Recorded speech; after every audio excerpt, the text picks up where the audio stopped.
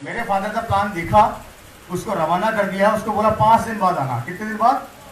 5 दिन बाद मेरे फादर को वापस उसने बुलाया, मेरे फादर ने बुलाया उस आदमी को और बिजनेस साइन कर दिया। 15 अगस्त सन 2000, 15 अगस्त सन 2000 को ये बिजनेस मेरे फादर ने साइन किया।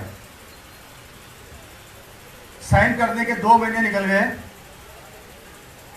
मेरी कॉलोनी का एक भी आदमी नहीं था जिसको मेरे फादर ने बिजनेस नहीं बताया। पूरी कॉलोनी के अंदर आरसीएम बता दिया और मुबारक हो। पता है उसके बाद क्या धमाका हुआ?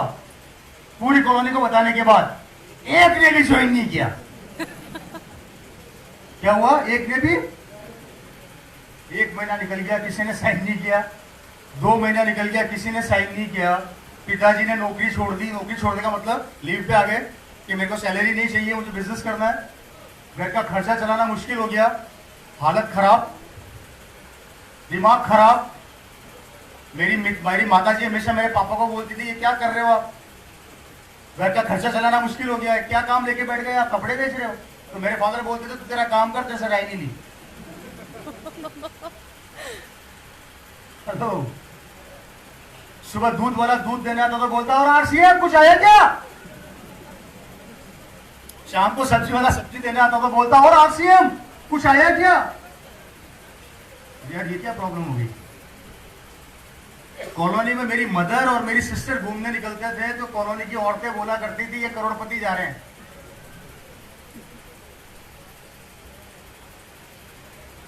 इतनी बदनामी हो चुकी थी कि रिश्तेदारों रिश्तेदारी तोड़ दी। रिश्तेदार जब घर बुलाते थे तो पता है क्या बोलते थे? आरसीएम का नाम लिया तो आना ही मत। उनके फंक्शन में जाते थे तो आरसीएम का नाम नहीं लेना पड़ता था, एक कसम दिला के बुलाते थे तो आना। वो दौर देखा है हमने। 2 महीने निकल गए, बहुत हालत खराब हो चुकी थी, पूरी कॉलोनी में बदनामी हो चुकी थी।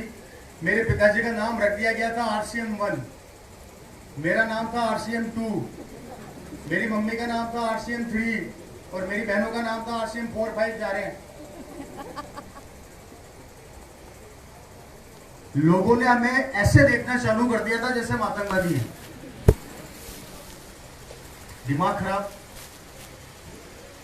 रुपया एक आया नहीं, 2 महीने किसी ने साइन किया नहीं। मेरे फादर एक बार मेरे को ऑफिस से फोन करके बोलते हैं, रवि क्या कर रहा है? मैंने कहा पापा पढ़ाई कर रहा हूं। तेरी साइकिल उठा। मैंने कहा क्या करूं? कार्गो में जा, कपड़े की गांठ है, रिक्शे पर रख के लेके आ। कहां से आई कपड़े की गांठ? भिलवाड़ा से आई है। मैंने कहा ये क्या किया? बोले कपड़ा मंगवा लिया आरसीएम का। उस समय दोस्तों आपकी नॉलेज के लिए बता देता हूं, क्यूसी क्यों हुआ करते थे उस समय, चला करता था आरडी सिस्टम चला करता था जो 25,000 रुपए में मिला करता था और उस 25,000 के अंदर 25 किट मिला करते थे। एक किट के अंदर 5 पेंटें आया करती थी। आज भी मेरे पास वो किट और वो पेंटें और ब्रोशर वो पड़े हुए हैं। उस टाइम फोरम आया करते थे पीले कलर के, जिसे फाड़ फाड़ के ऐसे देते थे। कुछ लोग उसमें समोसे कचौरी खाते थे, कुछ लोग उसको भर के कंपनी में जमा कराते थे। मेरे पास आज भी है सब कुछ, सब मेरे पास सुरक्षित है। कोई देखना चाहे तो मुझसे मिल सकता है।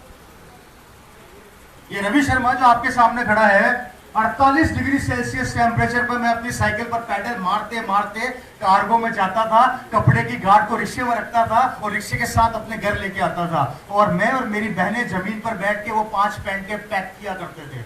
उस टाइम कागज का किट आया करता था, ब्लू कलर का कागज का किट।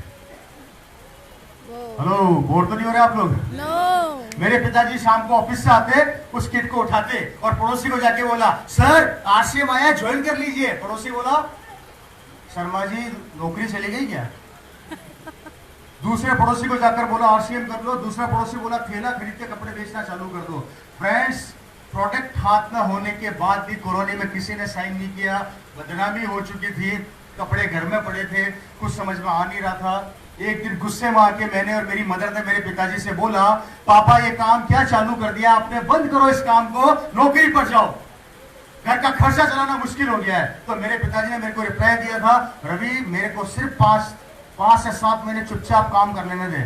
और आपकी नॉलेज के लिए बता देता हूं, मुझे आज भी याद है मेरे फादर ने जो सरकारी दफ्तरों में बैठा करते थे, एसी के नीचे भैंसों के तबेले में जाके सोना चालू कर दिया था।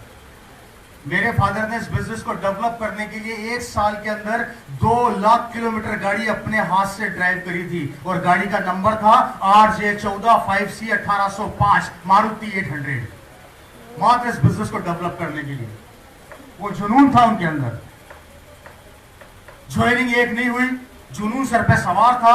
गुस्से में आके दिन मेरे फादर से पूछा, मेरी मदर ने पूछा, अजी बंद करिए इस काम को, आज के बाद RCM नहीं करना। तब मेरे फादर ने 2 चीजें मेरे से कही थी, वो मेरे दिमाग में आज भी छपी हुई है। मेरे फादर ने मेरे को कहा था सन 2000 के अंदर की, रवि ये RCM बिजनेस में मेरे लिए नहीं कर रहा बेटा, सरकार मुझे 25,000 रुपए सैलरी देती है, इस दुनिया से जाऊंगा मेरी सैलरी 1 लाख रुपया महीना होगी, पेंशन मिलेगी, मैं मेरी जिंदगी निकाल दूंगा। ये बिजनेस बेटा मैं मेरे लिए नहीं कर रहा, ये RCM बिजनेस मैं तेरे लिए कर रहा हूं कि कल को अगर मैं दुनिया में रहूं चाहे ना रहूं, उनके शब्द थे, कल को अगर मैं दुनिया में रहूं चाहे ना रहूं, जहां से OP शर्मा इस बिजनेस को छोड़कर जाएगा वहां से रवि शर्मा इस बिजनेस को चालू करेगा। ये इस बिजनेस की ताकत है। हेलो, अब बात यहां पर एक वापस रिपीट कर रहा हूं, समय को समय से पहले समझ जब लोग डायरेक्ट सेलिंग को सुनना पसंद नहीं करते थे, तब उनको समझ में आ चुका था कि अगर इस कॉन्सेप्ट को आज मैंने बिल्ड कर लिया तो मेरा बेटा वहीं से चालू करेगा जहां से मैं छोड़कर जाऊंगा। मतलब सन 2001 में उनको यह पता लग चुका था कि इस बिजनेस की ताकत क्या है।